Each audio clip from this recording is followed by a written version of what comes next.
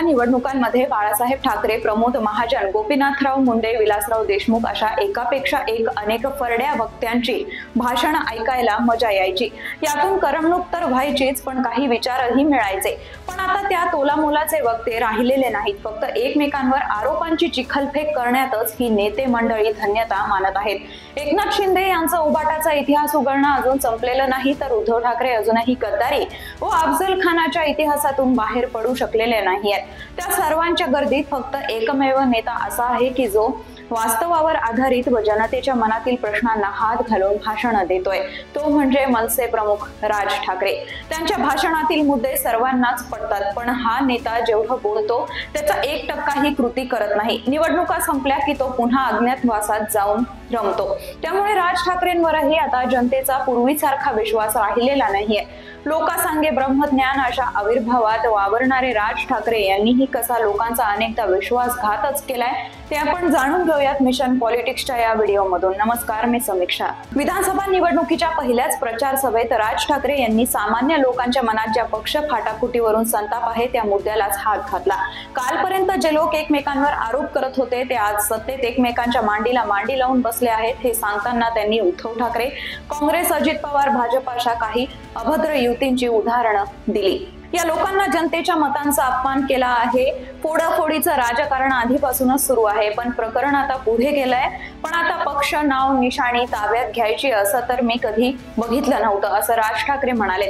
पूर्वी गद्दारी करणारे मान खाली घालून जायचे, आता या लोकांना काही वाटत नाही, असा हल्लाबोल राज ठाकरेंनी केलाय।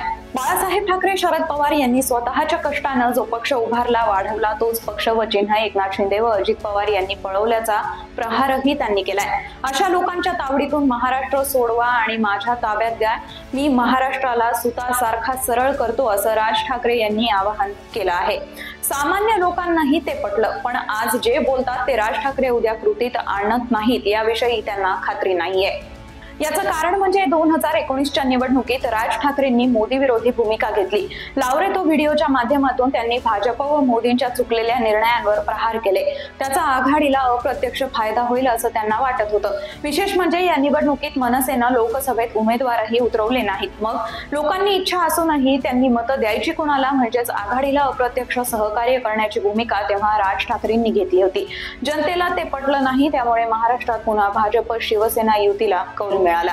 आता 2024च्या लोकसभा निवडणुकीत पुन्हा पलटी मारत राज ठाकरेंनी मोदींना बिनशर्त पाठिंबा जाहीर केला। देशाच्या विकासासाठी हा निर्णय घेतल्याचं सांगत त्यांनी आपल्या कोलांटी उडीवर पांघरुण घातलं। यावेळीही त्यांनी मनसेचे उमेदवार दिले नाहीत। एकही उमेदवार देण्याची धमक नसलेल्या पक्षप्रमुखाच्या आव्हानाला जनता कितपत पाठिंबा देईल, यावेळी राज ठाकरेंचे फासे उलटे पडले। त्यांनी महायुतीला पाठिंबा जाहीर केला आणि आघाडीचे जास्त खासदार निवडून आले। याचाच अर्थ राज यांच्या बोलण्यावर आता जनतेचा विश्वास राहिलेला नाही। बदललेल्या वाऱ्याची दिशा ओळखून विधानसभेला राज ठाकरेंनी स्वबळावर 225 मतदारसंघात उमेदवार उभे करण्याची घोषणा केली।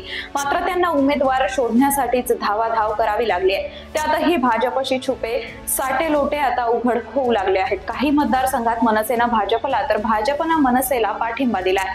मग तडजोडीच्या राजकारणावर टीका करणाऱ्या राज ठाकरेंनी कोणाला विचारून भाजपला पाठिंबा दिला, हा प्रश्न अनुत्तरितच राहतो। टोल नाका आंदोलन असो की मराठी भाषेला राजभाषा दर्जा देण्याची मागणी असो, या मागण्या आपल्यामुळे मान्य झाल्याचं सांगत राज ठाकरे आपली पाठ थोपटवून घेत असले तरी हे निर्णय महायुती सरकारनं आपल्या राजकीय सोयीसाठी घेतलेले आहेत। मराठी माणसाच्या हिताच्या कायम गप्पा ठोकणारे राज ठाकरे आपल्याच भावाच्या म्हणजेच उद्धव ठाकरेंच्या पक्षाची गोची करण्यासाठी भाजप व शिंदे सेनेला कसं अप्रत्यक्ष सहकार्य करून घरभेदीपणा करत आहेत हेही जनतेपासून लपून राहिलेलं नाही। 2.5 वर्षांपूर्वी राज ठाकरेंनी मशिदीवरील भोंग्यांविरोधात मोठं आंदोलन उभारलं। भोंगे बंद होणार नसतील तर आम्ही हनुमान चालीसा लावू अशी स्टंटबाजी केली, पण झालं काय, महिनाभरातच राज ठाकरेंचं आंदोलन थांबलं व भोंगे मात्र अजूनही वाजणं सुरूच आहे। आता पुन्हा निवडणुकीच्या तोंडावर राज ठाकरेंना भोंग्याची आठवण आली आहे। अमरावतीच्या सभेत त्यांनी तसं बोलून दाखवलं, पण राज्य सरकारकडून जनतेला काय अपेक्षित आहे, भोंगाबंदी की विकास, रोजगार हे जाणून घेण्याची तसदीही त्यांनी कधी घेतलेली नाही। राजकीय नेत्यांच्या डोक्यावर बर्फ व तोंडात साखर हवी असं म्हणतात, पण कायमच गरम असलेले डोकं व फटाक्यासारखी वाजणारी वाणी यामुळे राज ठाकरे कुणालाही आपलेसे वाटत नाहीत. करमणूक म्हणून त्यांची भाषणं लोक ऐकतात, पण ज्या गोष्टी ते बोलतात ते कृतीत आणतीलच याचा विश्वास नसल्यानं लोक त्यांना मतं देण्यास धजावत नाहीत. आताही राज यांनी 150 ते 200 मतदारसंघात उमेदवार उभे केले असले तरी त्यापैकी निवडून येण्याची क्षमता किती जणांमध्ये आहे हा प्रश्न आहे. उद्धव सेनेला पराभूत करण्यासाठी राज ठाकरेंचा उपयोग करून घेतला जात आहे हे न कळण्या एवढं ते अडाणी नक्कीच नाही आहेत. मात्र याची पुरेपूर किंमत वसूलही करण्याची हुशारी त्यांच्यात आहे हे लपून राहिलेलं नाही. मग इतरांवर स्वार्थी राजकारणाचे आरोप करणाऱ्या राज ठाकरेंवर तरी जनतेनं विश्वास का ठेवावा हा प्रश्नच आहे. राज ठाकरेंच्या वारंवार बदलत्या भूमिकेबाबत तुम्हाला काय वाटतं कमेंट्स मधून जरूर सांगा.